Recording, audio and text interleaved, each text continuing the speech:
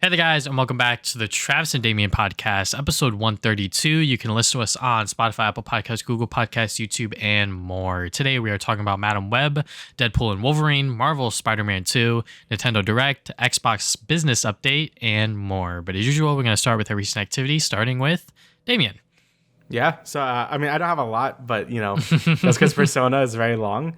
But I finished it. I'm actually proud of myself for actually finishing it in like 3 weeks. Usually it takes me like a month to beat these.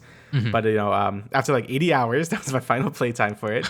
I can say this remake is like one of the best remakes I've played. It basically brings up everything Persona 3, I wouldn't say failed to do, but kind of felt outdated. Like, the combat is obviously way better. It takes a lot of things from Persona 5 with the baton pass system. Just the general feel of the game is a lot better. Fusing personas is a lot better because it's, again, taking a lot of things from 5. But I also feel like it doesn't lose his identity of being Persona 3. I said people on Twitter being like, oh, they're afraid it'd be too like Persona 5. Because Persona 3 has a very specific theme to it. Like, it's like very, it's more depressing. It's not as, it's still anime, but it's not as like anime as Persona 4 and 5 are. And I think they nailed the tone of it a lot. Like, I think a lot of the new story elements they brought into this remake were really good and really made me appreciate the characters a lot more. Like I said, the new linked episodes really fleshed out a lot of the male characters since you couldn't really have social links with them in the original game. This game, I just appreciated those characters way more. Especially like characters like Junpei, who I never really liked in the original game, but I honestly loved his character now in this remake. And that goes with all the voice actors too. I think all the new voice actors really killed it since they replaced all the old voice actors for new ones, and they did great. I think they all did a fantastic job since this game has a lot more like emotional scenes to it than the other games do. And I think they nailed all of them. They were super good. And again, more of the gameplay side of things. Tartarus, like I said in the last podcast, isn't shit anymore. Like, I think it is like a very fun time. It still is like, I guess, repetitive if you've played Persona 5. Like, it's not as like crazy as like the palaces are in that game. But just going up the 200 floor giant ass tower is a lot more entertaining. There's more events that happen. The level layout is a lot more different. You're not just like running around like a thing to find the exit. Like, you still are, but at least it looks prettier now. So that really makes me excited to play Tartarus every single time. Like I said before, they also added like new bonus bosses and stuff to do, which are pretty difficult. There's a new 3G system. I think I said this last time. But yeah, there's a new 3G system in the battles as well, where you could like charge up a super move. I think that adds a lot to the gameplay as well. I really hope that system comes back, since Persona has had these like systems before, but it's always been like kind of weird. I think this one, they really nailed it to have like sort of like this ultimate move each character could do. So yeah, the gameplay wise, it's fantastic. And story wise, like I said, the new voice acting, the new linked episodes, all that stuff was really well done. And it just made the game like really shine, in my opinion. All the new music is really great. Like I said, the graphics look amazing now. It really feels like a next-gen Persona game, at least to me, since Persona 5 is still technically a PS3 game, which is weird to say, but it did come out on PS3. So, yeah. That game still, it looks good, but, I think this game looks even better than that. And yeah, I think this is just how you do a remake. Like, it still takes everything from the original game, but just uplifts, like, just makes it better, basically. It doesn't take away from it. It doesn't, the only issue is, there's some things you can't really improve straight up. Like, some of the social links still aren't like super amazing, because this was the first time they've done social links. So like the Magician Arcana kid, like, he kind of is just whatever. Like, that social link is whatever. But some of them are good. But yeah, Persona 3 just had that issue where some social links just weren't that good. And again, with Tartarus, it's a lot better in this remake. But, you're kind of losing that pizzazz of the palaces in Persona 5, because, that's just how Persona 3 was structured. So you can't really like add like mega like new dungeons or anything, because that would kind of ruin the whole pace of the game. So I think it being a faithful remake while still improving everything the game kind of faltered on, I like, this is the most you could ask for. Like, this is great. It's not going like crazy like Final Fantasy remake where it's like a completely new experience. But it's also not like a straight up just like lazy remaster either. It's like the perfect middle ground of adding new things that makes the original game great, and still having that same structure of the original game while, sort of like ruining that image of the original, So I thought it was great. Like, I loved it. now I think Persona 3, 4, and 5, if you play either of them, just play them. I think they're all like really great entry points to the series. Wherever one takes their fancy, pick it.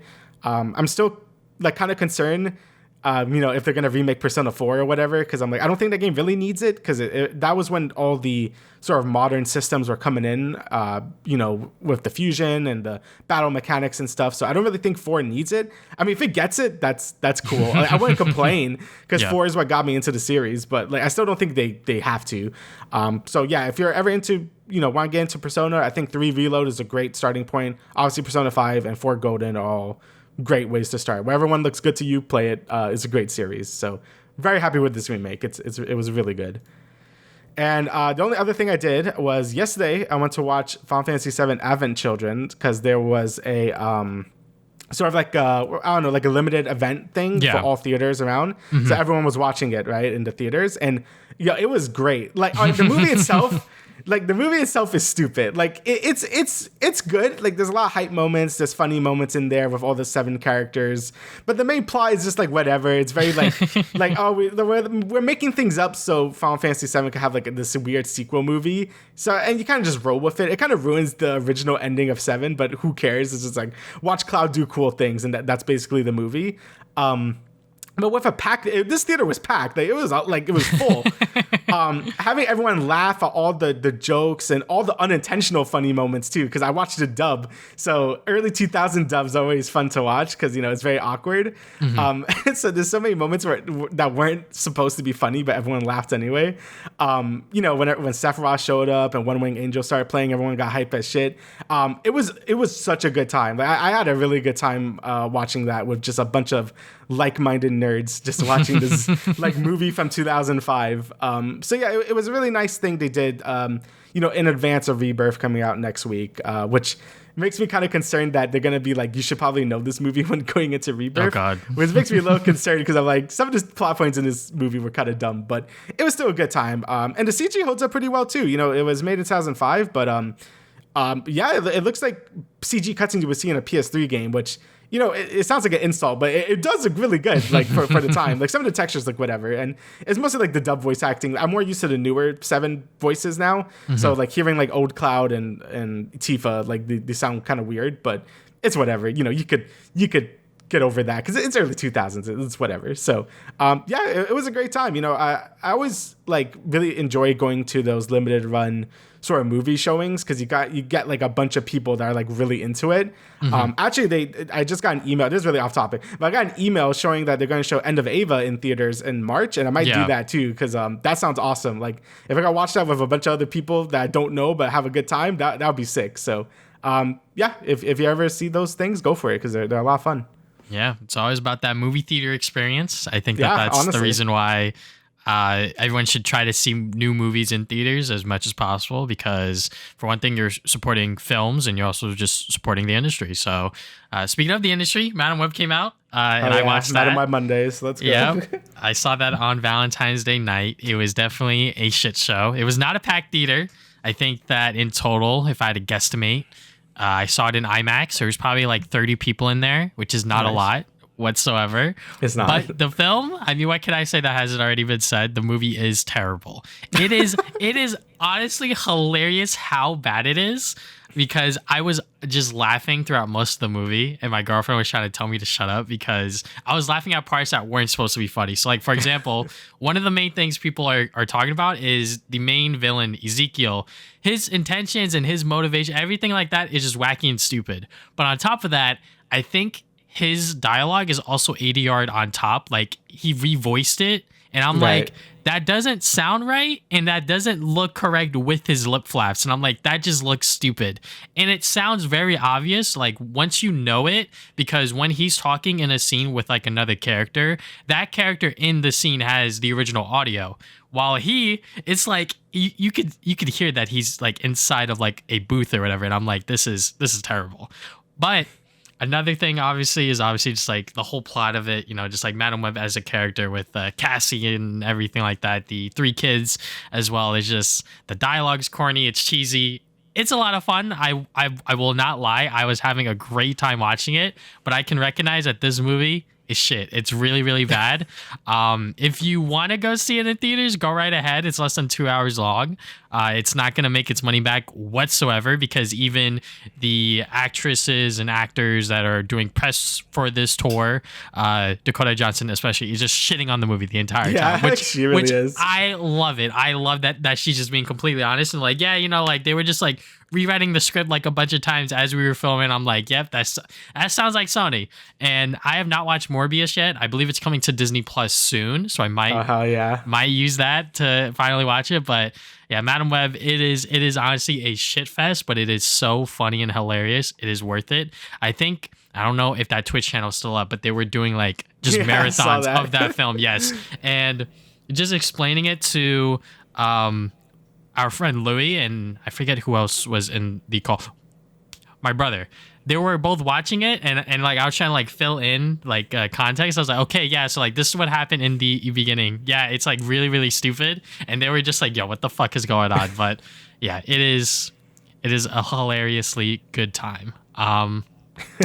Quickly, I got some Deadpool comic updates. So I finally finished all of Zdarsky's run, which included reading Devil's Reign. This is a crossover comic, which in my opinion, a lot of crossover comics are okay to mid. They're mostly forgettable. This one was fine. It's okay. It pretty much just has all of the Marvel heroes teaming up against Kingpin as he's trying to outlaw pretty much vigilantes, which might be the plot of a upcoming Spider-Man movie. Who the fuck knows what's going on with that? It's the plot of Incredibles. That too. But yeah, I mean, it's fine. It's a fine crossover. And then they also did Daredevil, Women Without Fear. This is Elektra. She is taking over the Daredevil sort of persona as alongside Matt Murdock. So this is sort of like a tie-in comic to tie in with Devil's Reign as well, but also just like give her character a little more context as to why she's still sort of being Daredevil, if you will. And then the last thing is the rest of Zdarsky's run, which is only 14 issues. This is pretty much just like, I guess, like the last part of like what his story was. What I notice from like a lot of modern comics, whether it's like a 6-issue series, 4-issue series, whatever, towards the later half of it, they start doing really weird stuff. And this one is no guilty of it. They do a lot of weird and interesting things. I'm just like, okay, I guess Matt Murdock would do that, or I guess this would happen within like the Daredevil like continuity or whatever. But that's just comics for you. Like stuff just happens sometimes. And by the end of this, I was like, okay, you know what? It's okay. The rest of the run I still really, really, really enjoy. And if you go from the Daredevil show to this run of comics, it's like perfect because I'm currently reading the older Daredevil stuff from like the late 90s, early 2000s. So they do like a lot of different arcs with different writers. So the first arc was with Kevin Smith, and reading this stuff in like the earlier comic book days, I would say, is just like, it's a lot of reading. Like the speech bubbles, there's like a lot of text in them, which I think is why, they be yapping, which is why I think a lot of people don't recommend people go that far back within comics if you want to get into the medium today, because like a lot of like the newer stuff, like the recent Daredevil stuff, like it's a lot easier to read and consume. This stuff, bro, like there's just so many text bubbles. They're big and large. Like you're gonna be reading a lot of like nonsense. It's fine. It's a lot of like mixed bags here and there. I'm at the point of, I think it's issue 22 now. Brian Michael Bendis, he's like one of my favorite Marvel comic writers. I believe now he's at DC. He made Ultimate Spider-Man, and like that's still like my favorite run of that character. He made one Daredevil story, and I think he makes a bunch of others later on, which is like notoriously good within like the Daredevil community.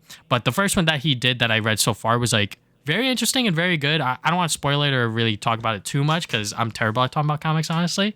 But so far so good. You know, it's, like I said, different writers, different sort of visions of this Daredevil character, but it's still like doing like I guess like a story, if you will, like a ongoing story. Is just, you know, a lot of different sort of things going on here and there, if that makes any sense. Yeah. Going on from there, we got some games. So I played and finished all of The Last of Us Part 1, the remake. I bought this during Black Friday for like $40 because I was like, this shit is not going to go on sale any other time soon. And I'm glad I did, because I looked recently, it still retails for like $70. And if you want to buy it used, it is around $40. So yeah, I played, I finished it. Did not do the Left Behind DLC or whatever, but just like the main story and all that stuff. And I mean, yeah, it's pretty much Last of Us just on the PlayStation 5. The remake stuff, it's pretty much one of the biggest things that I hate about this remake is that once you're done with like a human encounter, he pleads for his life and then you just have to kill them as Joel. That wasn't in the original games. And I was like, why is this in here? Yeah, Feel bad. I'm just like, you guys are just ham-fisting in that idea of just like, Joel's a bad guy. Rah, you know, like he kills people. And I'm like, does that really need to happen? Kind of thing. It's just annoying because it just slows down. Like I just want to finish the fight. Oh my god, that just reminded me when you upgrade weapons and he does like the whole animation of like taking the pool tools out. I need to write that within my review because I just forgot about that. But yes, doing all that stuff as well. Like it looks cool, it looks pretty, but just like him like trying to upgrade the weapon, like taking stuff out and putting new stuff in. I'm like, man, this is taking like 5 minutes. Like I just want to upgrade my shit and go. Like it is just so annoying. I definitely feel it should have been an option to like turn it on or off because in Remake Part 1, because that was the first time I played it, I'm like, I didn't mind it because, oh, that's cool. But when I was playing Part 2, since I've already seen the whole weapon upgrade animations in Part 1, I'm like, okay, can we speed this up a little bit? So, but yes. So that's like another thing that I miss about, I guess, like the original and the remaster was just like when you upgrade stuff, you just boom, boom, done. Get on with it. Now it's like Joel's doing all of this stuff, and I'm like, okay, like I get it. We're getting better guns here. Another thing that I didn't know was that they improved the AI. So I was trying to play it like how I was playing it back then, and sort of just like running in there and just like killing people or whatever. Now I actually had to be like a little more methodical about it because the enemies are a lot smarter. They hit a lot harder. And you know what? That's cool. I don't mind that. Especially for a remake because they're like, oh, you know, like we have like this better AI technology. Why don't we use it within this new version of the game? I'm like, okay, you know what? That's fine. But other than that, it's like, is this worth $70? No, it is 100% not worth $70. If you want to play The Last of Us for the first time and you have a PlayStation 5, just get the remaster. It's $20 pretty much across everywhere, all retailers, even on PlayStation Plus. I believe it's included with your subscription in one of the tiers or whatever. But for this Part 1 remake, I mean, if you want the 60 frames per second, like that's like the only thing that I could really say is like worth it, quote unquote. But even then, it's like that's $70 that you're throwing down. So wait for a sale or just play the remaster if you can. But is there anything else you'd like to say about The Last of Us Part 1 before I move on? No, I mean, besides like, I still think the game is really good. And, you know, if you do want to play with the souped up graphics and 60 frames, then yeah, I get the PS5 version. But yeah, if you don't really care about any of that, then you could just get the remaster for like $10 at this point, or free. Like it's just everywhere at this point. Either way, I think the game is good, and like I think both versions are like fine to like play through. So yeah, not knocking the game whatsoever. I still love The Last of Us. It's still within my top 2 favorite games of all time. It's just that, is this remake worth it? Not necessarily. No. Now this remake, Mario vs. Donkey Kong, this is a remake of a Game Boy Advance game. And as we know with Nintendo, they don't remake a lot of stuff. They don't remaster their games often. So to have them remake a Game Boy Advance game for the Nintendo Switch, sure, why not? And it's $50, so that might be a little steep for some people. I feel like if you're 100%ing the game, it is definitely worth it because I think I'm on like World 6 or something. Like halfway through World 5, it starts to get hard when you're like trying to like get everything. Because for the most part, it's like pretty, you know, smooth sailing, you know, like the puzzles and all of this other stuff. It's not that hard or difficult. But once you get to like that point in the game, like much later on, it's like, okay, yeah, now I actually have to like use my brain here. And like these timings are getting really, really close if I want to like get all of these presents or whatever. But yeah, I mean, it's a very well-made remake. They don't add like any new mechanics or anything. Pretty much like, if you guys don't remember, the Game Boy Advance only had 2 buttons. On the Nintendo Switch, I'm playing on the Pro Controller. Pretty much these buttons, A and B and X and Y, they do the same exact thing. So you could do B at Y or AX, that's it. So they don't like try to like fancy it up or anything like that. They do add multiplayer, which I haven't tried out yet. But I mean, you know, if you like the Mario vs. Donkey Kong sort of puzzle, sort of like games, if you will, check this out. It's worth it. One thing I am running into problems with is like, I guess like the jankiness of like how this game was back then, because sometimes I would jump and like I would miss the platform or whatever, and you have to be like very precise, and it's like very annoying sometimes because the game does still have lives. But the bright side of that is that like if you like mess up or if you feel like the run is chalked, you could just restart and it doesn't consume a life. So yeah, I mean, I get it. They have lives in the game to make sure that there's like a challenge to it, if you will, but sometimes I'll like miss a platform or I'll miss like grabbing something and I'm like, I did not do that. I swear to God, the game is just, not programmed like that. So like it is me, but at the same time, it is also the game. So, but take that for what you will. And hopefully that will not frustrate you as much as it did me. But yeah, Mario vs. Donkey Kong. If you want to wait for a price cut, which may not happen anytime soon because the game literally just came out, it does retail for $50. So I know Nintendo looked at the game and was like, we can't charge $60 for this. So you know what? They sliced $10 off. So. Well, actually, I actually bought it for $30 because Wario 64, my man Wario 64, he was like shouting out this like QVC, wherever the hell this place is called, and if you put like Hello 20. You could get that game for $20 off. So I did that, and it literally came in yesterday. So I haven't been able to play it yet, but I did buy it for $30, and I think $30 is a more like good price for something like that. Because at first I wasn't even gonna bother, but I saw the reviews. I'm like, it looks fun. I could use that. So I bought it for $30. So I'm like, all right, that's pretty good. So shout out to Wario 64. Yep. Pretty much QVC is a online shopping network or whatever. My mom uses it a lot, but yeah. I know they've been using a lot of games lately, or they've been selling a lot of games lately, and if you use one of those codes at whatever price point, you save a bunch of money on games. So. Nah. By the way, I've just been using what I've been told. Yep. And then the last thing I've been playing is Helldivers 2. So this game has been taking pretty much the gaming community by storm, and our friend Louis was playing it, and I was like, okay, well, one of us is already playing it, and I was like, to my girlfriend. I have it. Yeah, I have it as well. Actually. I was like, do you want to play it? And she was like, yeah. So then we bought it. I think it was Monday. And first up, the servers. Okay, yeah. Like the servers are clogged. Like 100% the servers are fucked. So if you ever want to play this game, you can't just jump in real quick, play for like an hour or something, and then get out. You have to prepare yourself to sit there for like an hour or so just to get in. I think it only took me 30 minutes to get in, and then I did like the tutorial and everything. By the way, I'm like fucking terrible at this game. I am so bad. I'm like constantly dying and whatnot. Like even though the game's PvE, I'm just straight awful. I am playing with controller because I feel like I'm a little more comfortable with it because there's like so many buttons that like you need to like keep track of. So I feel like a controller is a little easier compared to mouse and keyboard. That's just me. Also, the game is on PS5, so, if you have that console and you have PS Plus, play it on there. I don't have PS Plus. I don't want to fucking pay for $40 and then get PS Plus as well. So I was like, I'll just play it on PC. But yeah, I mean, it's a fun multiplayer game. I feel like gaming these days, it's a lot of just like PvP stuff. And, it's like the Battle Pass and sort of just like a massive online live service game. This game, I believe it's kind of like live service.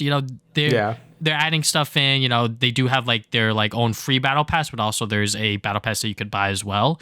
So, this is the first ever, I think, like really big game that really popped off. That's just PvE. You're just playing with your friends or randoms. And you're pretty much just killing bugs or whatever. Like, it's a lot of fun. It does get very hard at points. Like, there's a lot of enemy types that will just like wreck your shit. But yeah, I mean, if you enjoy just like third-person shooters and just like playing with your friends, that kind of thing, check it out. It's only $40 as well, which I think is like another reason why the game is popping off so much, because it's not at that $60 or $70 price point. It's at $40, and it's a lot more attractive. Yeah, so I actually did buy this at launch because I'm like, oh, this looks fun. So I bought it. I didn't talk about it because I didn't get to play much of it because the servers have been kind of taking a shit. Yeah. So I only played like maybe 3-ish hours. Like I played some with my brother. I'm playing on PlayStation more because I don't know if my PC could run it. I'm like, I just get on PlayStation.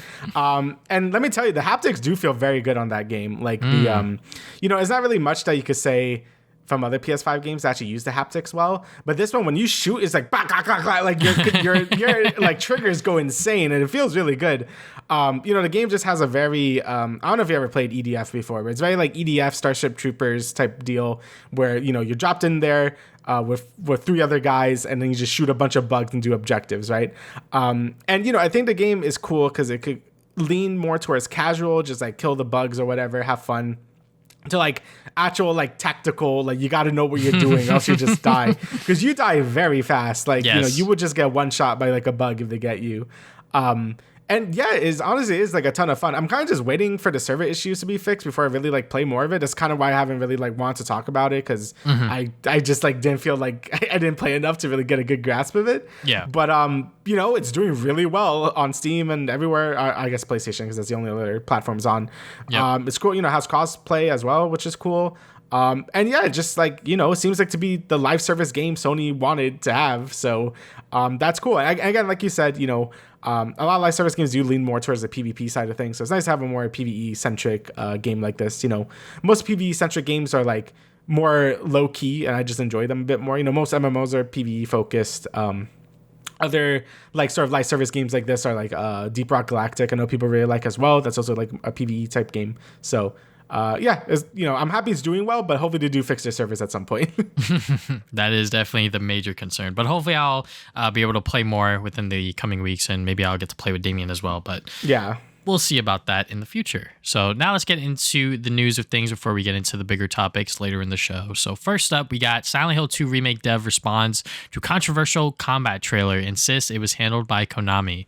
So pretty much this Bloober team studio head, he's throwing Konami under the bus and being like, they're the ones that handled the trailers. We're not the ones that wanted to show off the combat and sort of the controversy within the Silent Hill community as a whole. So, I mean, you know, it does seem like, I think Konami, you know, they are obviously like the publishers of the game, and they're the ones that handle, I guess, like the press work of things. So I think a combat trailer, like we said last time, was probably not the best idea. You know, like you said, Damian, Silent Hill is very much like a environmental game. You're very much like the atmospheric ambiance kind of thing. So for them to show off the combat and for it to not look as good as people probably would have wanted it to, sure. I mean, I know that the original game's combat is just atrocious. So what we saw, I think that is a upgrade. Maybe it could feel a little more meaty and a little more impactful. But, you know, we don't know what this remake has in store until it obviously officially comes out. But, you know, I'm looking forward to it. Hopefully it doesn't shit the bed when it does get released. But, you know, everything behind the scenes does look a little concerning, to say the least. Yeah, again, that trailer really didn't inspire a lot of confidence in this project. You know, people were really cynical about this just because people really hate Blooper Team for whatever reason. Again, I'm not too sure. I'm not like that familiar with their stuff, but people hate them. So, you know, when they were handling Silent Hill 2, which is like a cult classic game at this point, you know, people were very aggro on them, and now it's just even worse. So, also doesn't help that we still don't know when this game is even coming out, because they said it was like close to completion, and then they're like, no, it's not. So, yeah, I have no idea when this is coming out. But hopefully Silent Hill fans get something good. Like, I know that, what was it called? Last Message or whatever that came out. I forgot what it was called. The free game that came out for Silent Hill. It came out really recently. Oh, yeah. So people were kind of mixed on that. Like, people thought it was okay. Some other people hated it as well. So I think there's another Silent Hill project that's not Silent Hill Remake Part 2. Or 2. Sorry, I got Last of Us in the brain. Hopefully that game is good, but we'll see. I think Last of Us... oh, my God. I need to get... It's living right in my head. Silent Hill. Silent Hill is just a very hard, I think, game just to get right. Just because it is very atmospheric, it's very about its themes and stuff. So I do wonder if that's even a series that could continue on. You know, sometimes you just gotta let a series just die, right? Because you need the main people to do it. It's kind of like when they make a new Nier game. Well, Yoko Taro, like he's the one that makes those games like Nier. Like without him, like what even is it at that point? So I don't know. I guess we'll see once it actually comes out. But not having a lot of faith in that project at the moment. All right. So next we got some, you know, pretty disappointing news. Sony will not release any new major existing PlayStation franchise titles before April 2025. You know, I think this kind of just coincides with having really long development cycles now, right? You know, I think the reason why a lot of people are kind of more down on the PS5 than other generations is just because the development cycles are just so long. Like, I feel like if God of War, like, you know, if they had shorter development cycles, I feel like Ragnarok would have been just a PS4 game, and Horizon Forbidden West would have been just a PS4 game as well. But since it had this awkward timing because of the development cycles are so long, they end up being this weird cross-gen game. So people don't really count them as PS5 games, even though they kind of are. And then it just kind of leads to the thing where it's like, oh, PS5 has no games, even though I mostly count Ragnarok and Forbidden West as PS5 games along with Ratchet and stuff. But a lot of people don't at this point because they're on PC as well.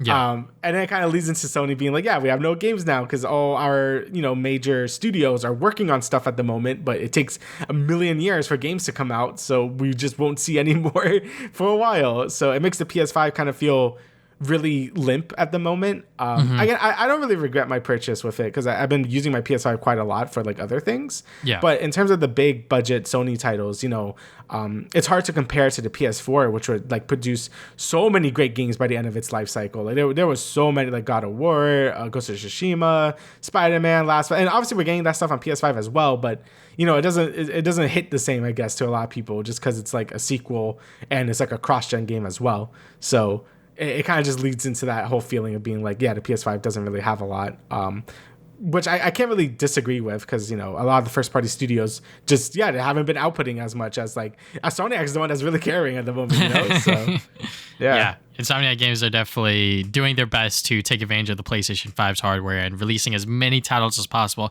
I think they're the only first party PlayStation studio team to release as many games as they have. We still have no idea what Sucker Punch is doing at the moment. It probably is Ghost of Tsushima 2, but how big is that game going to be? Because it's going to be only on the PlayStation 5. I love that team, I love that studio, but I wish that we got more projects out of them in general. Obviously, like the quality of these games and how big they are, it's gonna get massive at this point. Like games are reaching like 1 terabyte levels of like stories that you need, which is crazy to say, but you know what, that's just the point that we're at now. And for Sony to be like, yeah, we're not going to have any new major first party game until April 2025, it's like, okay, yeah, like it's kind of crazy. That's like over a year from now. I'm sure we're going to get a lot of like second party studio stuff, and like there's going to be several announcements here and there to like get people excited about new PlayStation 5 titles, but at the same time it's like, God damn, you're going to have people waiting that long, and I'm sure that to those people that are getting a PlayStation 5 that never had a PS4,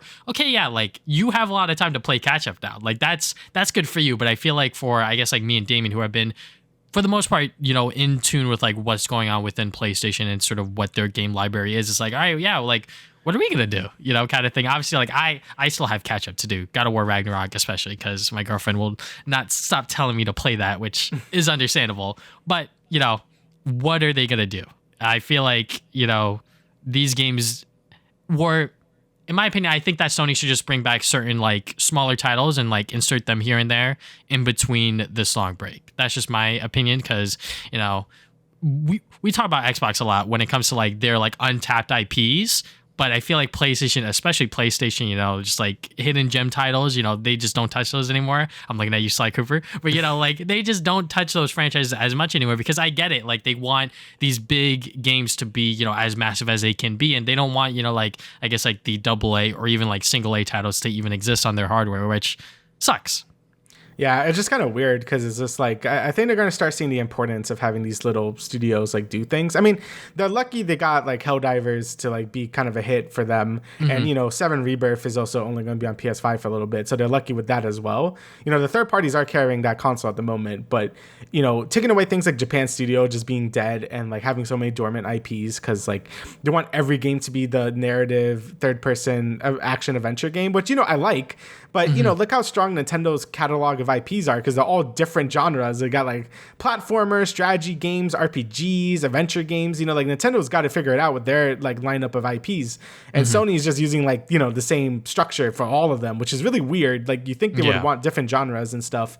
So hopefully they start bringing back some of these, like not even just some of these older IPs, but just like bring up more AA studios just to produce games faster, but are still good and creative. I think that's what Sony is really missing at the moment. Like I think, I really enjoyed the PS4 generation, but it's kind of when they started doing this sort of like shtick of like this, the thing they've been doing. And now the PS5 gen is like people are really starting to feel that. So I think they need that injection of like fresh like creativity again that the PS2 and 3 days had. So hopefully they get the memo from that. And like people don't really want live service games as much anymore. Like Helldivers 2 is think is good despite it being a live service game instead of it being a live service game, if that makes any sense. So hopefully Sony gets the picture and we could get like some cool games from them, but I guess we'll see. Yeah, it all started when Uncharted 2 popped off and then The Last of Us popped off, and then they were like, well, shit, we gotta make every game like this. But all jokes aside, I think that Even other things that they could do that would be financially, I guess, like sustainable is just like doing like remaster collections. Like there's a lot of games on the PS3 that are locked on there. Like we cannot play those whatsoever. So why don't we remake them, remaster them, do whatever? Infamous is definitely one of them, because that's a franchise that I think would strongly benefit from the current generation hardware, especially Infamous 1. Infamous 1 is like really, really bad to go back to. But if they want to spend that time between now until April 2025 to, bring some old titles back in, remake them, remaster them, put them into like a simple collection even, I think that would keep people engaged with the PlayStation brand at least. Yeah, give me a native Ratchet and Clank mega collection, please. And Sly and Jack and everything else you abandoned.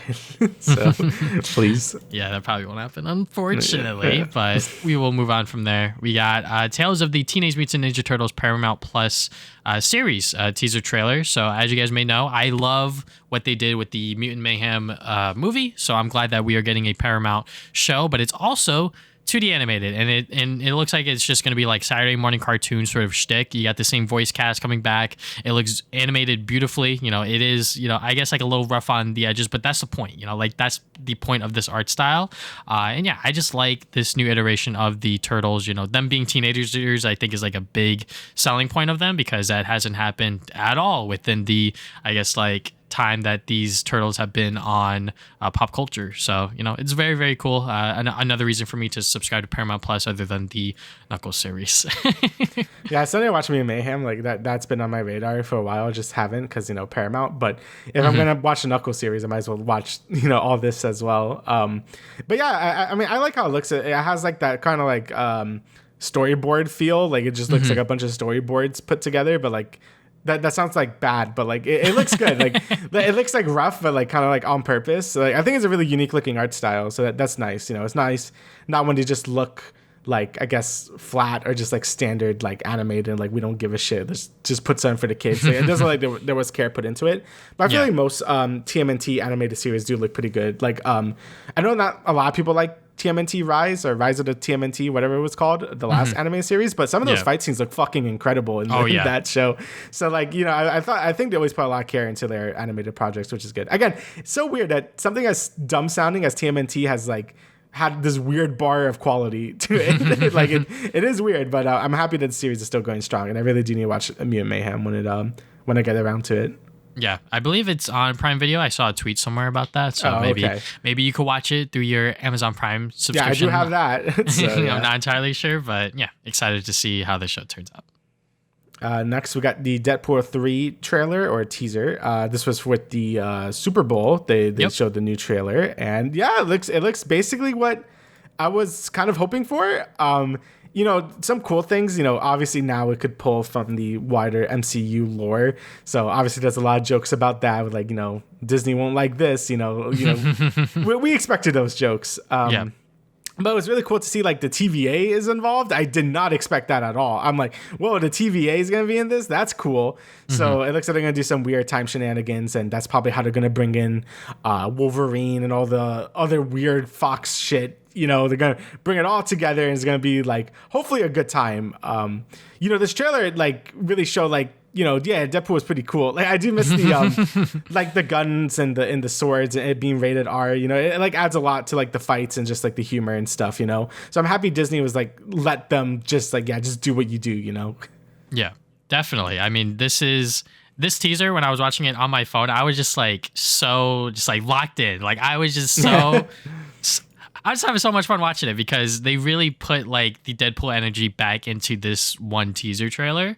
And yeah, I mean, I'm excited for it. It is now officially called Deadpool and Wolverine, not, Deadpool 3 or whatever. So you know what? That's fine. I'm glad to see that the humor is still landing to a certain extent. I haven't watched the first two Deadpool movies in a while. So I wonder how those hold up in comparison to what this movie is going to bring. But yeah, it seems like that it's going to be a lot of fun. Obviously, there's going to be those jokes about the MCU, Disney, all that stuff. So yeah, cannot wait to see Ryan Reynolds back in the Deadpool role, but also see Hugh Jackman as Wolverine. I think that is going to be very cool and awesome as well. Even though I love Logan and I love what they did to send off that version of the character, I hope that whatever happens within this movie doesn't necessarily tarnish that, if you will.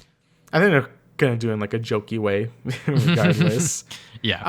I am happy. Like I do hope Marvel kind of just lets these directors or whatever just let them do their own thing. Like I think the reason why Guardians 3 was so good is just because like they were like James Gunn was just doing his own thing. Like he didn't really care about the wider MCU or whatever. He was just kind of like, let's just make a good fun movie. And I'm hoping Deadpool is the same. Obviously they're gonna take a lot of meta humor because like, you know, they have the MCU properties now, so they could do whatever. But I do hope they just focus on like, let's just make a good, funny movie and like just have a good time. I think that's what the MCU really needs right now, instead of being like, we gotta lead up to something and then like all that stuff kind of just falls apart. So yeah, I'm excited for it. I do hope it like sticks the landing.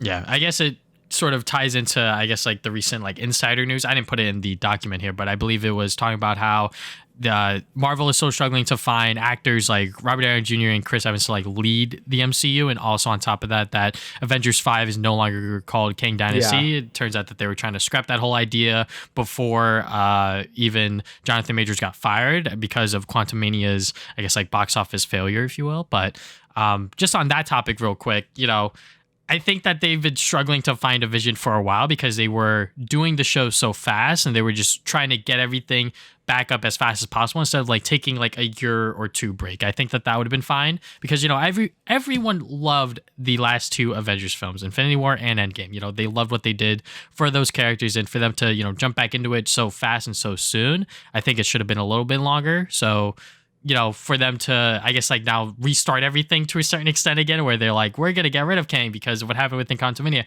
which wasn't Jonathan Majors' fault within that movie. I think that he was the best part of that. I just think that they just don't know what they're doing. And it's very clear now because they don't really have like a leader within the MCU, even though they have a lot of A-list actors. And people are saying they should get Tom Holland or whatever. But I'm just like, there's a reason why they haven't done that yet, is because of the whole Marvel Sony thing, which that's a whole other story behind it. But yeah. Yeah, it's just kind of like a whole mess. Like, yeah, we talked about this a lot about the MCU just like not finding its footing lately, but I don't think that's really gonna stop anytime soon. This is why I'm saying like they should just focus on, let's just make like a good movie. Let's just do like whatever. Like try not to connect it too much. Just try to have a good time with it, and there you go. Because some of my favorite ones were kind of just them dealing with their own stuff. Like Spider-Man was like what was it called? Spider-Man for No Way Home. You know, No Way Home was just focusing on its own sort of Spider-Man stuff. Guardians was dealing with its story arc stuff and just ending it like that. And now with Deadpool, hopefully just kind of like focuses on like his stuff. So I think that's what we need right now. Just make a good comic book movie and just call it a day. I'm okay with that. Which, speaking of, hopefully the Fantastic Four can do that. So now we have the official casting. We have Pedro Pascal as Reed Richards, Vanessa Kirby as Sue Storm, Joseph Quinn as Johnny Storm, and then Ebon Moss-Bachrach. Hopefully I pronounced that right. I looked up interviews to hopefully get it right, but it's been a few days. He's going to be as Ben Grimm or / The Thing. So yeah, I mean, this was Hollywood's worst kept secret. This has been rumored and sort of speculated for a while now. You know, there's been a lot of Hollywood insider sort of keeping track of like who's in talks about the Fantastic Four, and it looks like that these actors are right. I mean, I'm totally down with it. I think that these four could hopefully their chemistry and sort of how they operate on screen works as like the first Marvel family. A lot of people are upset about Joseph Quinn. People don't see him as Johnny Storm. So, I mean, I'm not like a Fantastic Four comic book nerd, so I can't really say to that. But I think that he's a very good actor. I mean, like he had a really stellar performance on Stranger Things. And apparently he's really good within the Quiet Place movie that they're going to be coming out with soon. So, you know, hopefully within this film, he's able to show the MCU fans that, hey, shut the fuck up. I know what I'm doing. He's a good actor. So I have faith in him. You know, I just think that some people are just, you know, writing him off along with Pedro Pascal. Like Pedro Pascal, he's a fucking great actor, you know, ever since his role within Game of Thrones, which he has sort of applauded to as him starting back up as, or sort of kickstarting his career as an actor. You know, he got Mandalorian, Last of Us, and now Fantastic Four. So, you know, I think that people are saying that like he's not Reed Richards. Just wait for the trailer, wait for the movie. I'm sure that there's a reason why Marvel took so long to cast these people in their roles. Yeah, usually like if there's one thing Marvel like always usually hits on is like the casting. Like I think they always get like people that really fit the role. Like oh yeah, that's that character, and I think they've always been really good at that. So you know. I say give it a try first. Like, you know, at least watch the trailer before like casting any doubt, saying like, oh, this person isn't that or that. You know, I'm gonna watch the trailer, watch the movie, and see how they do. But yeah, I could see all these people just being like, the all the Fantastic Four. Again, I'm not that connected to Fantastic Four either. Like both of us aren't. Like, I always thought they're kind of lame. But the MCU has, always made sure to introduce a new group or hero in a pretty good way. I think Eternals was the only one I didn't give a shit about, like that group of people. I'm like, whatever. But I do have strong feelings that they could do something good with the Fantastic Four. And honestly, nothing could be as bad as like Fan Four Stick, so it's fine. Yes. Like, they have a very low bar to clear, so I think that they should be fine. Yeah, and I'm sure that Kevin Feige is making sure that this film is able to take off just because of all the behind the scenes nonsense that's been going on. But yeah, I'm just looking forward to it. That's all I can really say. Yeah, and next we have some DC stuff. So Batman Beyond had a film concept sort of like art showcased. And I believe this was like rejected for some reason. And I don't know why, because the concept art they showed looks really good. It's very like Into the Spider-Verse-y looking. Like a lot of like bright colors and neon and stuff. And it really fits the aesthetic of Batman Beyond as well. And it just looks really nice. Like, if they did have a Batman Beyond movie that was like Into the Spider-Verse animated, like how that movie was animated, that would be amazing. I don't know why they rejected this, but it looks really good. Yeah, I mean, the person that pretty much showed this, Mr. Demers, he worked on the Spider-Verse films, which is why it looks so accurate to that. And obviously the internet has lost their mind. Millions of people have seen these images at this point. And yeah, I mean, I don't know jack shit about Batman Beyond, but if they were to release this in theaters, give us a trailer, anything, I'm gonna go see it day one because it just looks awesome. It looks great, and I hope that whoever at DC, whether it's James Gunn and whoever else, they just need to greenlight this project and just give it a chance. Like people, or I guess like Batman Beyond may be in like a weird thing within DC. Maybe they don't necessarily want to touch it or whatever, but they could touch on who this version of Batman is within the movie. Very quickly within the beginning and to get everyone up to speed because everyone knows who the fuck Batman is. He's the vigilante of Gotham City and he's trying to protect those from evil or whatever. Like it's not that hard. Obviously, maybe I'm TLDRing it a little too much because obviously I don't know much about Batman Beyond. All I know is that this is a successor to Bruce Wayne's Batman, and Bruce Wayne sort of showed them the ropes in being Batman because in that universe Batman got old or something like that. This was like a sequel series to the Batman animated series. Hopefully I am correct on all of that stuff. But yeah, I mean, hopefully something becomes of this because obviously they made this public for a reason because they want to, let people know that, hey, like we want to get this shit off the ground. We want to get this in theaters. And, if this project ever does come to light and it actually does get greenlit, I'm sure people will be there day goddamn one because they'd be dumb enough to not do this. Like the success of these Spider-Man Spider-Verse films is like insane, so goddamn crazy. Like no one really expected those films to pop off, but because it came out within 2018, not a lot of people watched it. Then it went on Netflix, and now the Across the Spider-Verse film, when that came out, everyone saw it. And now with this film, hopefully something becomes of it. Yeah, and I don't think DC has ever, like, they always have really good animated movies, but I don't think they've ever been in theaters. Yeah, like they've always been like sort of like direct to DVD type stuff. And it would be a kind of a cool swing for DC to do something like Spider-Verse, being like, it's not like exactly a kid's movie, but it's also, it's still PG, right? But it could be a little more dark or whatever. I think that has a really cool like medium they've never done before in terms of movies. And DC is always losing, so you might as well do something different.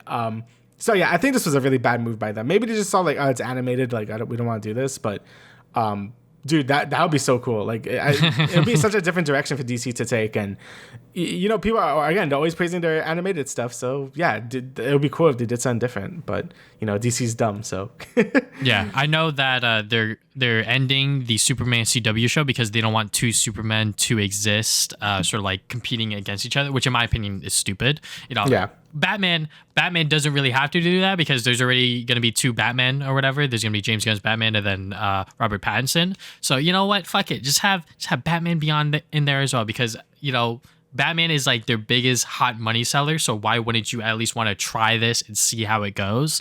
But yeah, hopefully something becomes of this, but we're just gonna have to wait and see. Because once again, they pitched this to WB 5 months ago, so they're obviously coming out with this now because they were like, well, hopefully something could, get rattled up within the higher ups to see like these numbers and these retweets and these likes or whatever. So, yeah. This next one, I will let Damian go again because I don't know jack shit about Borderlands. Yeah, so Borderlands, the movie, they released a trailer. So this was I think it's been like in development hell for at least like 2 years because they announced this like quite a while ago that they were making this. Because I remember that really, really awkward E3 thing where it was like, what's his face? Oh, fuck. The main guy from Epic or Gearbox, he was like standing next to Kevin Hart and was just like really weird. Randy Pitchford, I think. I think he was just standing next to Kevin Hart and just like it was just really weird. And people were like, all right. And now this trailer came out, and I mean, it looks like a movie. Like everything about it, like the casting feels so off. Like Kevin Hart as Roland's like a serious character in the story, and Kevin Hart is not a serious character. Like so, it just makes it feel weird. Tiny Tina's in it for some reason, even though I believe this is like a recap of the first movie. She was in the second game. Lilith just looks weird. Like her hair looks like not great. Like I feel like the only character that actually looks like on point is Claptrap, and like that's about it. And even him being voiced by Jack Black like doesn't really fit to me. Like I love Jack Black as a voice actor, but like Claptrap has this really pathetic personality to him, and I feel like Jack Black's voice doesn't like lend itself to that. Like Claptrap just sounds like it's supposed to sound annoying, and Jack Black doesn't, so it just sounds weird. Like the action looks like it could be fun. Like, it looks like it could be like a dumb fun movie, and that's I guess all you can ask for a Borderlands thing. And I know I'm like the only person that actually gives a shit about like Borderlands lore because I kind of do, but I doubt they could do things like Handsome Jack or whatever. Like it's probably not gonna be in this because they would have shown them, but I don't know. It just looks like it's just gonna be a movie. It's gonna be like I don't think it's gonna be bad or anything, but it's definitely gonna be like it just comes and goes. And we can't even say video game curse because a lot of video game movies are like pretty good at this point, right? Like like the Mario movie, the Sonic movie. A lot of these movies now are like starting to become like quite good, and I feel like you can't just release something like this and be like, oh yeah, it just feels outdated now. This feels like a video game movie that will come out like 10 years ago, So we moved past the video game curse, as people used to like to call it. Like we're just past that. So yeah, it kind of just looks like kind of bad, and I would not be watching it. So yeah.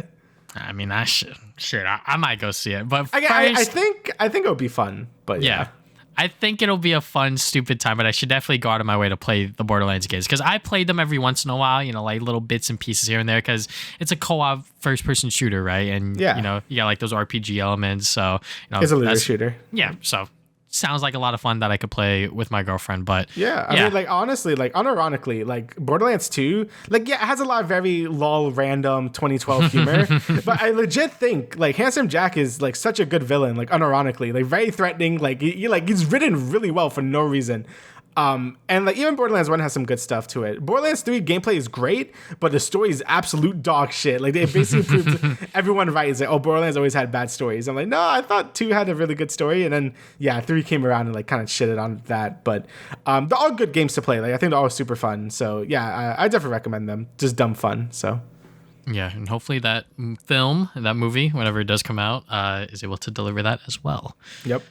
All right, so big Marvel Spider-Man 2 news. We finally know what's going to be in the New Game Plus update. Obviously, New Game Plus. All of this stuff is going to come out on March 7th, so we are just a few weeks away. So New Game Plus, apparently there's also going to be Mission Select, new suits, Hellfire Gala, symbiote suit styles for the suits that were already within the story that you get. There's going to be more styles to them. Color symbiote abilities, time of day, and also there's this fly and fresh suits. So you could buy them for $5, and 100% of that is going to go to the Gamehead charity. They will be free at a later date, so if you don't want to spend your $5 and you want to save it, sure, go right for it, but just know that if you do spend the money, it's all going to go to charity. So, in those suits in particular, they're very colorful, they're very flashy, very different from, I guess, like the other Spider-Man suits. I might buy them. They look kind of cool. But yeah, pretty much everything that I guess people are saying that should have been in the game day one is now here.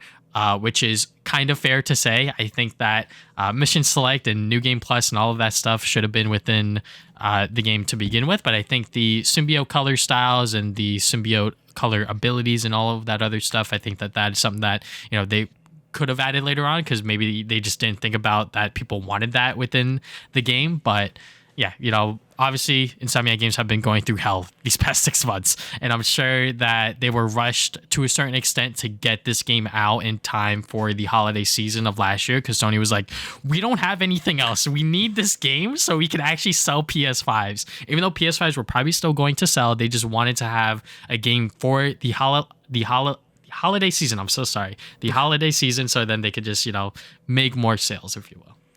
Yeah, like, I think people have been really harsh on Spider-Man 2 recently, like especially on Twitter and stuff. We've both seen it. And again, it's not a game without criticisms or whatever. I think we both said our fair share of things, but I still think the game is great. And like you said, Insomniac has been going through hell for the last few months because of the mega leak that happened, which was very unfortunate. And I do feel like now I do believe the game probably should have been delayed, because I feel like a new Game Plus update should have not taken this long. So it kind of makes me feel that the game needed a few more months of development before it was ready to ship out. Usually New Game Plus stuff comes out pretty soon after the game comes out for Sony stuff. This one is 6 months, I think, after the game came out. Something like that. It's been a while. Nearly 6 months, yeah. So yeah, it's been quite a bit. So, I'm not gonna give them too much shit, because they still are producing good games at a pretty good rate at Insomniac. They always have.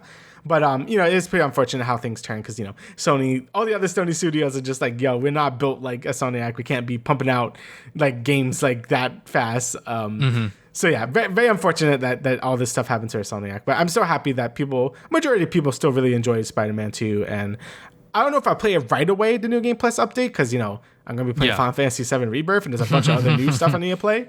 But I will get around to it. Maybe if they do release new DLC, I don't know what the content plan is really for Spider-Man 2, but if they do release new stuff or whatever, then I'll probably do it then. But I guess we'll see once they actually announce stuff for Spider-Man or Wolverine. I don't know. So we'll see what they do. But yeah, still exciting stuff either way. I might buy the thing too. I saw the charity is for I'm sorry, I just read it and I forgot. It's for young youths in game development. Young, I think, low income youths and stuff. So that sounds like a good cause. So I'll probably end up getting it as well. So yeah. And just real quick, I need the New Game Plus update so I can finally get the fucking platinum trophy, because the last one I need to do the web line and takedowns or whatever, which I didn't do enough when I initially played. Yeah. So I mean, I could start a new game and then do it like that, but I'm just I'll just wait for New Game Plus, because that's the last trophy I need for platinum. But I did it already. Anyways, we'll move on from there. All right, so next we got the Nintendo partner showcase. So, this was a short thing. I just didn't go on a rant here about Nintendo fans always expecting the goddamn world from these things and always being disappointed. I'm just bro, it was a partner. I know, I feel like partner directs are usually hit or miss. Last partner direct was unreasonably good. That was the one where it was Repack and the Klonoa remake, and that was a really good partner direct, but usually they're okay, and this one was another okay one. They had some things I was actually pretty excited for, but most of it was re-releases or remakes or whatever. It wasn't too exciting, and then people are losing their minds. I think it's just because we haven't had a general direct in a while. But you always gotta keep in mind, the Switch is basically at the end of its lifespan at this point. We get reports every other week that the Switch 2 is coming at some point, so it's coming. The Switch 2 is going to be a thing that's happening. I don't know when, but it's probably soon. So it makes sense that the Switch is going to have more of a down period this year. I mean, I honestly thought last year was going to be a down period after Zelda, but nah, the Switch was killing it last year. So, with all that out of the way, I thought this was a pretty okay showcase. There was a lot of things I was actually really interested in. And I guess, honestly, we have a list here that's everything I want to talk about. So first is Epic Mickey Rebrush. One, holy shit, I didn't think this would I didn't think Epic Mickey would ever come back, especially a remake. And this is being remade by Purple Lamp, so they're the ones that did the Battle for Bikini Bottom Rehydrated and the new SpongeBob game they made, Cosmic Shake. Yeah, so they're the ones doing this remake, so that's really cool. Those two SpongeBob games have been praised to by a lot of people, and the remake footage they showed looked pretty good. They remade the cinematic, the opening cinematic. The gameplay looks pretty faithful to the original game. But just keep in mind, Epic Mickey was always kind of okay to begin with, so don't expect it being an amazing game. I think it's gonna be nice not to deal with Wii motion controls. That's gonna be nice. Also, it's gonna be $60, which is a lot of money. So I don't know if I'll get it day one, but it is really cool to see. I always thought Epic Mickey had a really cool theme of being like, with the ink blots and it being like a bit darker in tone, like nothing too serious. It's like that SpongeBob roller coaster meme, like it's like yeah, it's nothing like too dark or whatever. But I really like the aesthetic of it. I really like the old Mickey Mouse design as well. So honestly, just kind of cool. How do you feel about it? You played Epic Mickey 1, right? I actually have not. You haven't? That's crazy. The only thing I could say about the game is that it came out on my birthday, and I still haven't played it to this day. I got it on clearance at Target when they were getting rid of it way back then. Still have it, brand new sealed. Haven't played it yet. But yeah, I mean, I'm very much looking forward to this. I'm gonna try to go out of my way to play the first 2 Epic Mickey games, just to get my feel of that before I jump into this rebrushed one. But yeah, I mean, I was also very surprised because I'm like, wow, like they're actually going back to Epic Mickey, because that was a franchise that was like, Epic Mickey 2 was pretty much the last straw for, I believe, Disney Interactive or whatever, like their game studio. It was like, well, we released it on everything and it sold like shit on everything, so now we're just gonna go under. And I'm like, oh god damn it, like that sucks. It didn't help that Epic Mickey 2 was also like bad. Yes, it was also bad. it sucks too, because Epic Mickey 1 had a lot of money put into it. Like they bought Oswald back from like they traded a real life person for Oswald just to get it. Like the history about Epic Mickey is actually like more insane than the game itself. Like they really wanted this game to be like a huge hit, but it just ended up being okay. So I don't know, maybe this time it can actually be something more than that. And if they do remake 2, they have a lot more work to do than just doing this. So, but yeah, I'm pretty excited for it. I think Epic Mickey deserves a second shot. So that's pretty cool to see. Yeah, especially just because I still remember reviews of the first Epic Mickey, and everyone was talking about not just the Wii Motion stuff, but also just like the camera. The camera was just fucking terrible. The camera was shit. Yeah, the camera was really bad. Hopefully with this remake, remaster, whatever you want to call it, they're able to brush everything up. I did not mean to make that joke, but hopefully everything's able to be a lot more polished, and the fact that it's being released on not just Switch but also all of the other platforms, that should be a good sign that they aren't putting all of their eggs into one basket like before. Yeah, they have a lot of things to polish up, but I think they'll do good. I think the Battle for Bikini Bottom remake was really good, so I believe in them. All right, so next is on for me. So SMT5 A Vengeance is coming out. So this is a re-release of SMT5. This came out 2 years ago, I believe, at this point. And yeah, I really like SMT5. The major problems it had was it ran like shit because it was on Switch. And the story was also bad. Like those are the two like biggest issues with the game. But I really enjoyed it. As as a Persona fan, like this was my first real SMT game I played, and it was a lot of fun. It kind of took away all the social elements from Persona. It like doubles down on the dungeon exploration and like the battles, and those were really good, like really good turn-based battles. But the story itself was like pretty bad. I don't even know how you call this. Like, it's a re-release, but it might as well be a pseudo sequel. They're going to be releasing a sort of like a second route to the game. So before you start the game, you could choose either to play the original game or this new route. And apparently it's like 80 hours of new content. I'm like, that's just a sequel. So it's basically like a sequel bundled with the original game. They're doing the thing Atlas always does, where it's like, here's the new girl route where you can like, just a new waifu, and then you can just follow her and do stuff. Like they always do that with their re-releases. But honestly, like I was pretty excited, so I could like play it not on the Switch. I could get on PS5 and it could actually run well. But now I'm like actually excited to like play the new shit, because it's like, oh, this is like a bigger deal than I thought. Like they had a whole live stream, but the director was just like, yeah, we want to actually make sure the story was good this time, so we basically just made like a sequel that's not a sequel. So that's really cool. Like they're adding a bunch of new demons. They're adding, I think there's like 50 more levels. Like I think you were level 100, now you could be 150 or some shit. Like they're adding a lot of stuff to this that seems way more than the typical Atlas re-release. So that's really cool. Yeah, I wasn't sure I was even going to play this when it comes out on like June 21st. But now I'm like, oh, I think I might as well just play it when it comes out. So yeah, really exciting stuff. I really like SMT5, and hopefully this could make the game even better. So yeah. All right, so I will pick something from this list. Super Monkey Ball, Banana Rumble. I mean, we're getting another Super Monkey Ball game. I mean, I'm down for it. I will never not say no to Sega digging into their other IPs that isn't Sonic, because they rely on Sonic a little too much sometimes. But yeah, I mean, another Super Monkey Ball game. I'm probably going to wait for this one to go on sale, because I didn't buy the other one that came out recently, even though I really did want to. I did. But yeah, looks like more Monkey Ball action. Yeah, I love Monkey Ball. Like, I don't know why. I really like Monkey Ball. like I think the 2 remake, like, you know, the remake of 1 and 2, I forgot what it was called, Banana Mania. I don't fucking remember, but it was a lot of fun. You know, it's hard. Like, you know, like those older Monkey Ball games are hard. I didn't beat it because it's hard, but I really do enjoy the series a lot. And this looks like it's taking a nice direction, like a new art style change. It looks like it's going to be like a full on Monkey Ball game. It looks like 200 levels plus the online stuff, so you could like play with like 4 other players and have like this fun battle royale looking mode, but it's not the main focus, which is great. Like it's just an add-on to it, which is, you know, I feel like nowadays is either you get the single player game or you get a multiplayer game, but you don't get both anymore. So it's cool that it's gonna be a full package. And like you said, I'm just so happy Sega's actually using the other IPs now. You know, we know they're right bringing back Crazy Taxi, Jet Set Radio, Golden Axe. Like this is great. Like I think Sega has been like, I guess they want like a Capcom moment now, where like Capcom's been doing very well recently, where they brought back all the IPs and everything's doing well except Mega Man, like bring back Mega Man. But like Sega looks like they want to aim for that too, and they've been kind of killing it this year. Like technically they didn't make Persona or Yakuza, but they're still getting the profits off it, and those games did really well. So. And Sonic Frontiers also did really well. So I'm really hoping Sega carries the momentum forward and keeps making some good stuff with the other IPs that aren't just Sonic, you know? So some good stuff there. Very excited for Monkey Ball, which is only on Switch, by the way. So I was looking if it was going to be on anything else, but it's only on Switch. So yeah. So next this was really cool for me.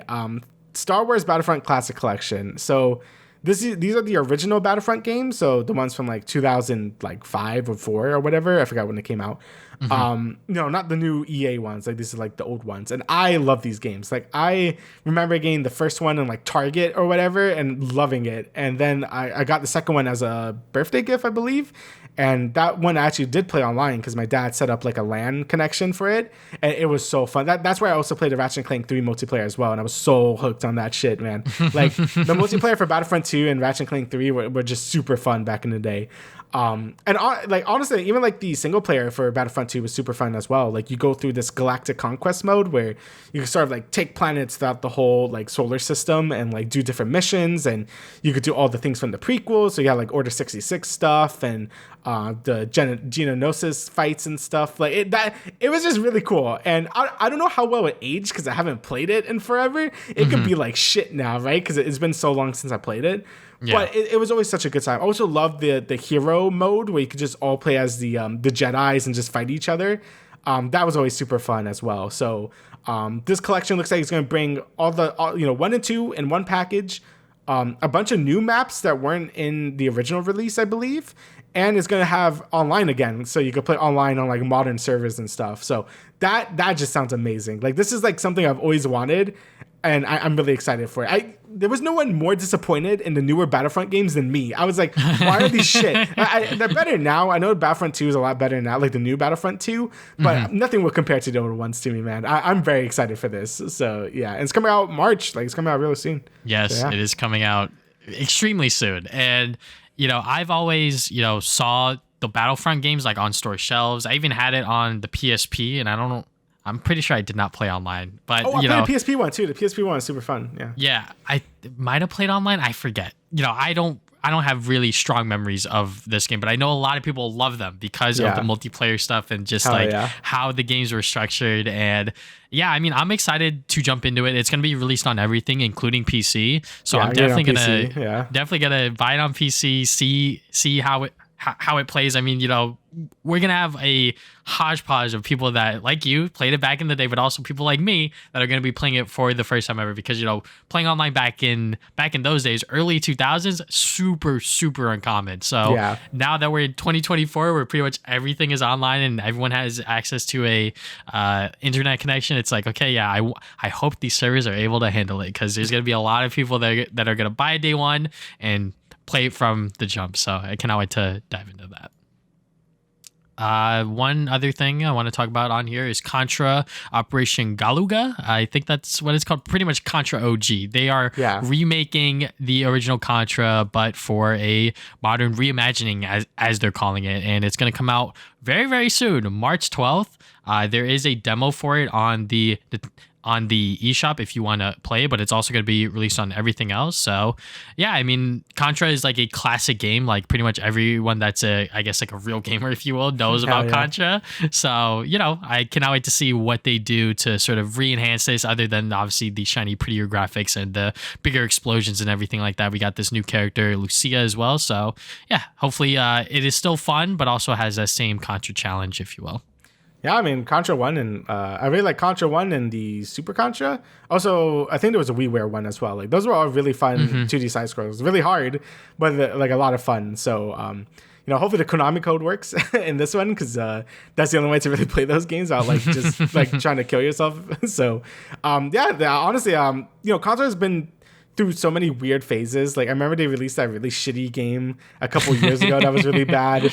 There was another shitty one that came out recently as well. So it's cool that just like, okay, just remake the first game. Like, let's go back to the drawing board here. So yeah, I'm happy that Contra looks like it's going to be getting some good time in the sun.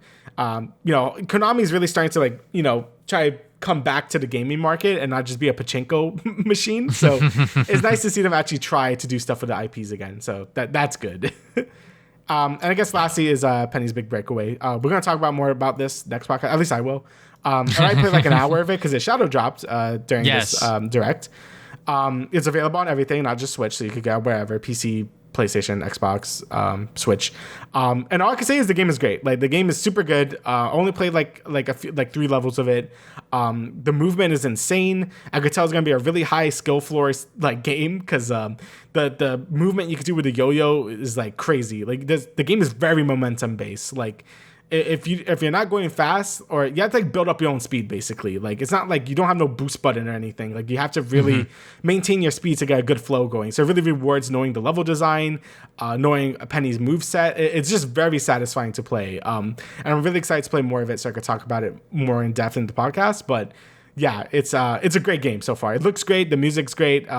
I'm really happy they really seem to knock it out of the park, because Sonic Mania was already like extremely good, and this game looks like it's just as good. So yeah, I mean, I was just surprised that they shadow dropped it, because it's, for the longest time it had like this Q1 release date, and I was like, when is it gonna come out? When is it gonna come out? And then like, here it is. Yep, they just shadow dropped it, and I'm like, well, shit, there goes $30. But yeah, I am excited to try this game out, because this is my most anticipated game of the year. This is made by the same people that did Sonic Mania, and obviously we're both big Sonic nuts, so for them to have the movement and sort of the overall moveset that Penny has, it's like, okay, yeah, like this looks like it's gonna be crazy. And just watching our friend Kofi stream it, I was like, okay, yeah, like this game looks awesome. Yeah, it's a banger. It's a banger. And apparently from what he said, the fact that it has like a fixed camera, they've done a very good job to make sure that you see everything that you need to see. So for them to make this as like their first 3D platformer, and also have it be a fixed camera angle, for it to be so far this good, from what I've been hearing, is like, okay, yeah, applause to them, because that is like a crazy feat to do. But yeah, it's pretty insane when indie developers do 3D platformers, because I've only known 2 others, like Hat in Time and Yooka-Laylee. And Yooka-Laylee, pretty mixed, but Hat in Time is fantastic. Like, I love Hat in Time. So it's good to see like more indie developers really jump into the 3D platformer train, because man, this game is really good. So yeah. And just last thing, I didn't get to, I guess, like say my overall thoughts on this partner direct, because I didn't watch it, but just from like the announcements as a whole, like you said, Damian, it was okay. I would even say that it was kind of good, because they shadow dropped Penny's Big Breakaway. But I guess Nintendo fans, they always have these super big high expectations. I guess it does hurt a little extra because Japan got Mother 3. Yeah. So I guess it does hurt a little extra there, but at the same time, it's like, this is a partner showcase. Like, they're not going to show any like big games. They're not going to give us a Luigi's Mansion 2 HD release date or anything like that. We're probably going to get that within the coming months. There's going to be a direct at some point later this year that we're going to get all of those announcements and those release dates, because Nintendo likes to have like their own little spotlight on that day that they choose. And I'm sure we're going to get another direct about the Switch 2 or whatever, if the rumors are true that it's going to come out early next year. But we'll hold that conversation for another day. Yeah, but overall I thought it was pretty good as well. So All right, so we're going to get into the last part of the show, which is the Xbox Business Update podcast. I believe I watched this on 2x speed. I forget because most of it was kind of forgettable. The only things you really need to know is that they are updating their exclusivity policy. So they're going to be bringing 4 games to the PlayStation 5 and Nintendo Switch, and they officially announced that on the same day the Nintendo Direct happened. So we got Grounded, Pentiment, Hi-Fi Rush, and Sea of Thieves are going to be coming to those platforms at varying dates. I believe Hi-Fi Rush is coming to PlayStation 5 next month. And I believe Pentiment is coming February 22nd, Grounded April 16th, and Sea of Thieves February 22nd for PS5. Oh, no. That's when they could wishlist it. April 5th. Or okay. April 30th. My apologies. But yeah, pretty much everything or all 4 of those games will be available by the end of April, which is pretty cool. I think that all of these games have had varying successes on Xbox to a certain extent, but I think opening up the player base, especially for Sea of Thieves and Grounded, is like pretty good. And the fact that they are enabling crossplay for these games as well is like also a big thing as well, because I feel like crossplay just keeps these games alive to, have thriving player bases and new people to try the game out and, continue playing with their friends on, cross consoles or even on the same platforms. Yeah, I mean, just more people playing these games are great too. Mostly just Hi-Fi Rush. Like I'm really happy Hi-Fi Rush could be played by more people because I think that game is really, really good. But all these games are great. Like I played a little bit of Grounded. That game is really good. It's a good twist on like the survival genre by Obsidian, since the game has more like story elements because that's what Obsidian is kind of known for.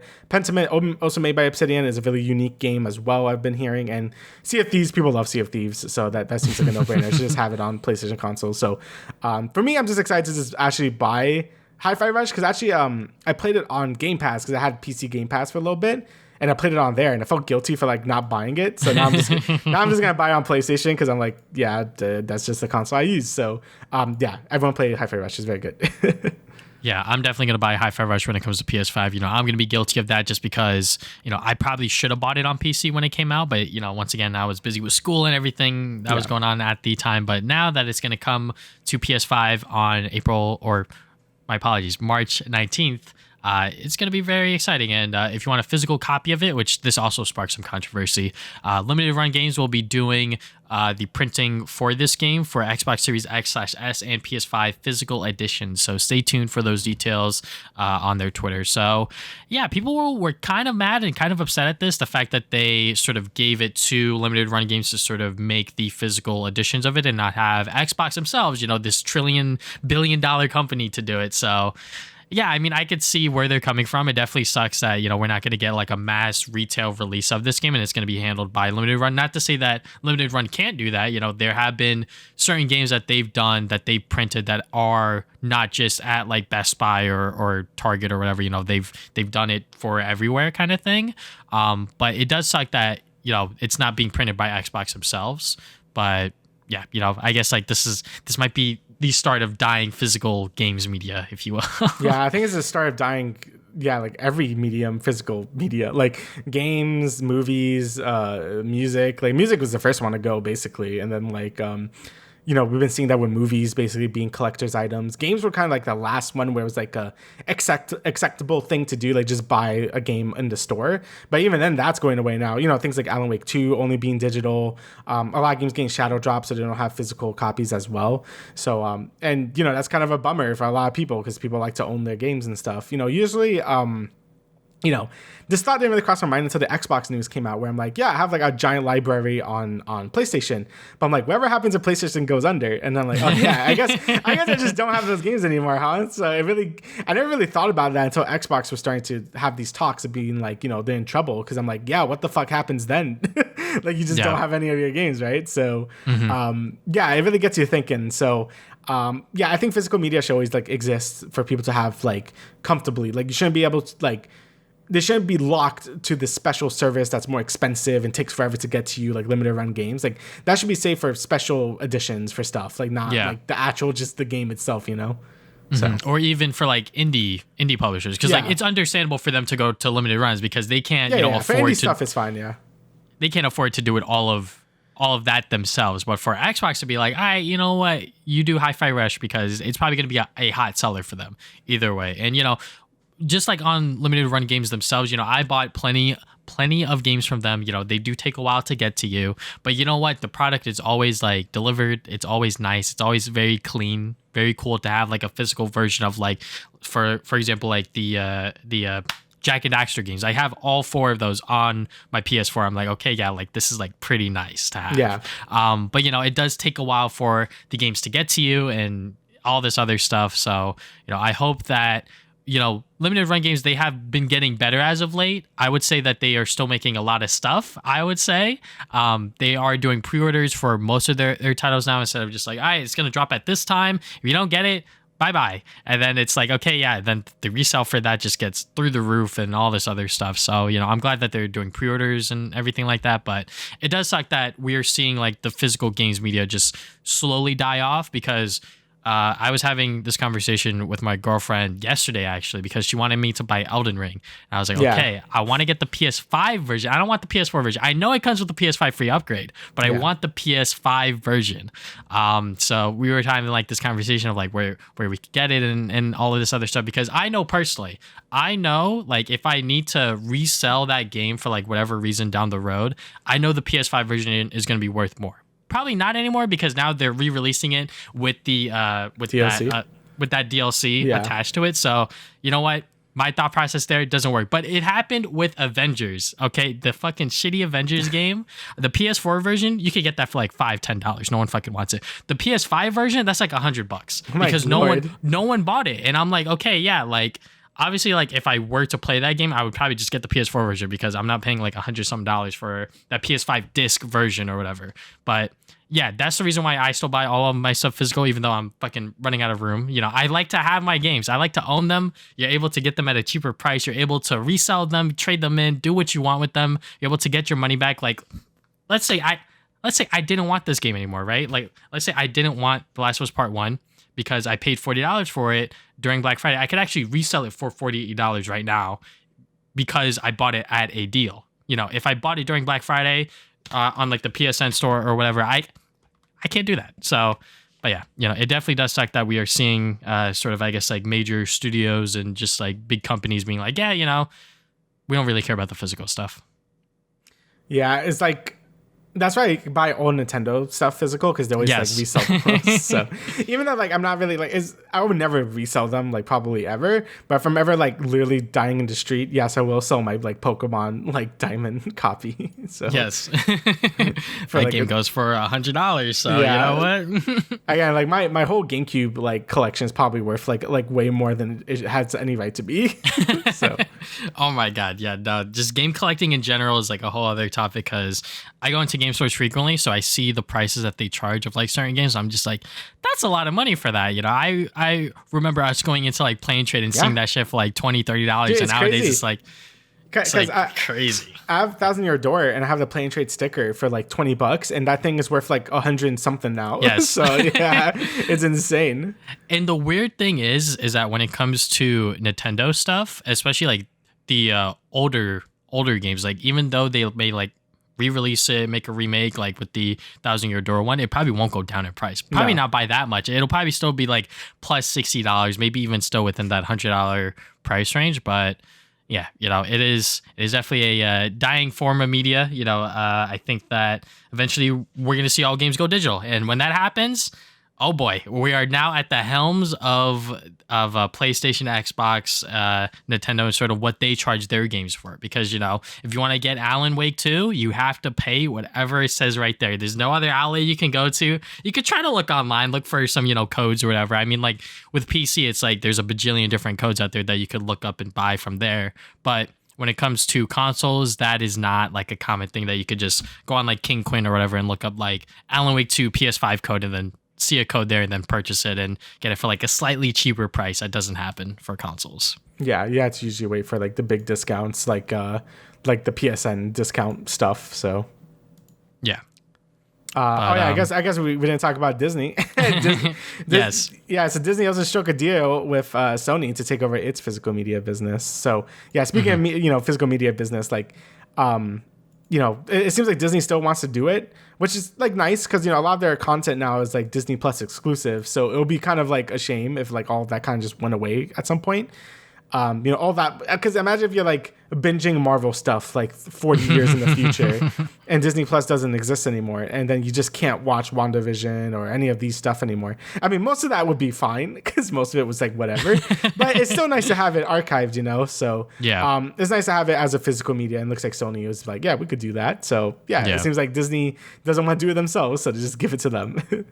And the importance of just like physical media in general is because you don't want it to become lost media. Obviously, like these things on Disney Plus and all this other stuff, they're all over like torrent sites or whatever. Like I don't have to look, like it's probably all over Pirate Bay and shit like that. Oh yeah. But to have it like physically and just to have it with you is like, something that I value very much as like as a collector, because it's like, let's say you don't have internet or like your internet's just being dog shit that day. Well, I'm trying to watch this movie and it's just gonna keep loading, keep stuttering. It's not gonna have like a very clear picture. That's another thing. When you get stuff, especially like movies and like TV shows, when you get that stuff on Blu-ray, 4K, whatever, the picture is always going to be a lot better than what you see on the streaming service, no matter what. Even if you have the best internet, the best equipment, whatever, like just having that disc is just the ideal experience, if you will. But for Sony to somehow strike this deal with Disney to be like, well, if you guys don't want to make your movies and Blu-rays and 4Ks anymore, we'll do it. And then, they'll get a piece of that pie, and, people are going to be able to still enjoy, whatever Disney movies, Disney shows, Disney Plus content, especially. I think that's what I'm hoping for the most out of this deal, if it is true, is that like Sony goes out of their way to, ask Disney to be like, hey, like you have this show on Disney Plus, can we make, just like regular like 4Ks of it, 4K Blu-rays, whatever, because I think that would be like a very nice collector's item to have, even though they might not sell as much. Maybe do like a print on demand kind of thing, have it through Amazon, and then once someone makes an order, you just print it and then you ship it out. I don't know how that would work. All things considered, but I think that would be like a very nice way to have it. So these people that really do like these shows that watch it on Disney Plus, now they could have it physically, and they don't have to say subscribe to that service to keep watching this stuff. Mm-hmm. Yeah, I agree. Like, so hopefully we get some good physical media for these Disney Plus shows to be archived forever, so you could watch She-Hulk whenever you want. So yeah, it wasn't even that bad, but you know what I'm saying. All right, so I think that is it for this episode. Is there anything else you'd like to add, Utsa? No, that's everything. All right, so thank you guys for listening to the Travis and Damian podcast, episode 132. We will see you guys 2 weeks from now with another episode. See ya.